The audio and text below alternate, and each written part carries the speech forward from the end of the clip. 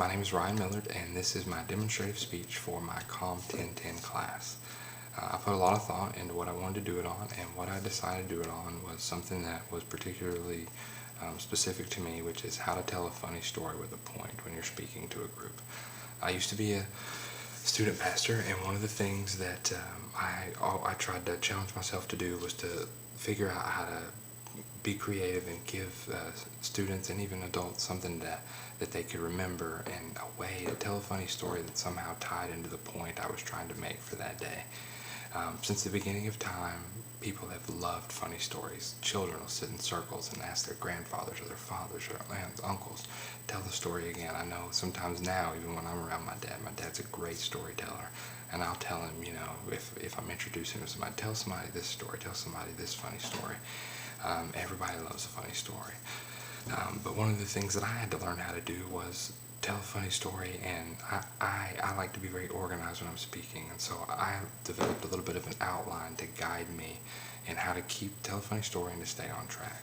There are 4 parts to what I do to tell a funny story so that I can put a bow on it at the end, if you will. The first is the introduction. The introduction is terribly important. You don't want to lose people in the introduction. You don't want to intro it too long, but you also want to make sure to set it up and to set up the story. Otherwise, your punchline's not going to have a lot of effect at the end.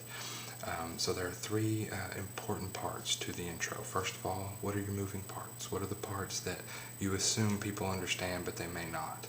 What are the things that you assume people that know you would know? You don't have to explain that. Those are the moving parts. The other things are, what are the details you don't want to forget? If you forget to tell a specific detail, sometimes at the end when you tell the story, you throw the punchline out there, people are going to look at you like I got 4 faces because they missed the whole thing. You don't want to forget the details.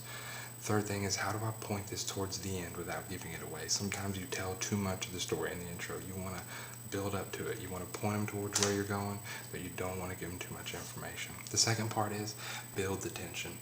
Every good movie you've ever seen, every good story you've ever told, it has a tension. It has that moment of, what's the ending going to be? Oh, I just can't. You're sucked in. You're done. You want to know how it ends. That's the tension. That's the tension you're building. You want them sitting on the edge of their seat wondering, what's the next part of this story?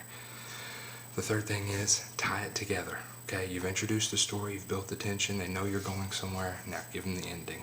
Let it simmer, let the room do the work, let them laugh, let them feel it out. You just bring it home. Tell the ending, and then put your bow on it. The fourth thing for me on anything I do is always remembering to land the plane and get out. I tend to talk too much sometimes, so the good thing for me to remember and to always keep in the back of my mind is to land the plane and get out. What was the point? Why did I tell that story? I made you laugh. Now here's why. Here's what I want you to remember. Land the plane, and then trust adults to be adults. If you're talking to kindergartners, that's a whole different thing. And so I thought one of the things I would do would be to give you an example of this. So in conclusion, there's 4 parts. There's the introduction, build the tension, tie it together, and land the plane and get out. So I thought I would tell you a story.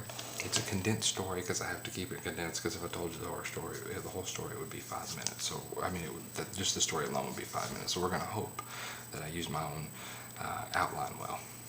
Several years ago, my wife and I had some friends over to our house. And my wife was 9 months pregnant. Now there's something you need to know about how pregnant my wife was. For 9 months, all I heard was the gnawing of ice. I don't know why this was it, but all I heard was just crunching on ice constantly. I thought I was going to go insane. I couldn't take it. But I'm not pregnant. She is. It's the advantages of being a guy, so I dealt with it. And I was just getting to the point where I was starting to get it out of my brain.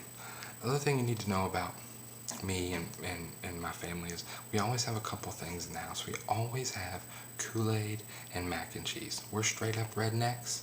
That's how we like it. I like Kool-Aid. I believe it is the nectar of the earth, and it is straight from Jesus. I love Kool-Aid.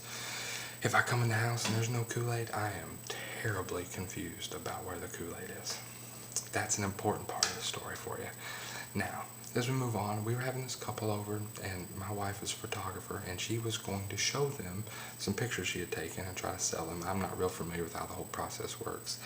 I just eat and do my thing and just sit there and be supportive. Well, her computer had gotten cracked because we have children, and that's how things go, and she asked to use my Mac. Now, it's important to understand here that I love my Mac. I'm an Apple guy. If there's an Apple on the computer, I am immediately a fan of it. I love my Mac. I love it. I love it very much. I don't let people use my Mac very often. I don't like people to touch it. I don't even prefer that my kids breathe on it if at all possible. I love my Mac. It was a very expensive Mac. I don't like people to touch it. But I made an exception to my rule just this one time, and I allowed her to use my Mac to show her pictures to her clients. So it's for money, it's for a good cause, it's for the family, so I made it work, and I did it. Well, about halfway through this little presentation, I was out of Kool-Aid, and I got up and decided I wanted some more Kool-Aid. Now, keep in mind that I'm a typical guy, and so I had some ice in some ice trays, and I got the ice out of it and threw the ice to the side, and so I did not refill them like a good person should do. I'm an idiot, that's how it goes. But I didn't refill my ice trays. So we were out of ice. Ice was gone. There was no more ice. Remember at the beginning when I told you my pregnant wife didn't do anything but gnaw on ice? This is where this comes into play. We don't always have the best manners in the Millard house. So I walked out, got the Kool-Aid, asked the guy that was there if he would like some more. Of course he would like some more. I don't even know why I asked, but he said, of course. Well, my wife was holding her glass like so, and there was a couple of little pieces of ice. They were smaller than this in the cup. And there was a couple of little pieces of ice. Well, she was sort of holding it up because of the way she was talking, so off to the side a little bit like this, and then she came back down. So I thought that was her way of saying, I'd like some more Kool-Aid, please, sir. So what did I do? I, like a good husband would, went to pour some Kool-Aid. I'm not going to actually pour Kool-Aid onto my Mac again, so you're just going to have to visualize. I went to pour some Kool-Aid.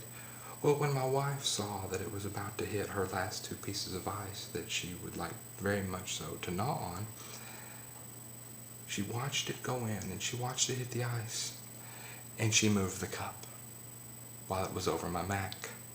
You know, the computer I told you that I love? Who does that? Who moves the cup? Who in the history of the world has ever done that? Where have you ever been anywhere and somebody moved the cup? You don't go to a restaurant and if somebody gives you sweet tea, you don't just move it because you didn't want any more. No, you are now owner of that liquid. You suck it up. It is yours now. You deal with the consequences of having not been proactive before someone began to pour. You do not move the cup in mid-pour. Who does that? You don't move the cup. But I'm doing a lot better about it, and I'm not near as bitter. The important part for you to know is every day in our life, we move the cup. I am currently 31 years old, and I am just now starting college because I've put it off, and my whole life I've been dealing with what's right in front of me, or what could better be described as the ice. The ice seems like it's so important at the time. It's all you've got. She thought the ice was the most important thing, so important that she moved it from being over my computer. She moved it from being over my computer, my Mac, that I love. Every day in life we do that. Sometimes perspective is what we need to remember that it's just ice. And we don't need it that bad, and we can't always deal with it. But what we can do is set ourselves up to be more successful. Perspective changes everything. And that is my speech on demonstrating how to tell a funny story that makes a point. Thank you.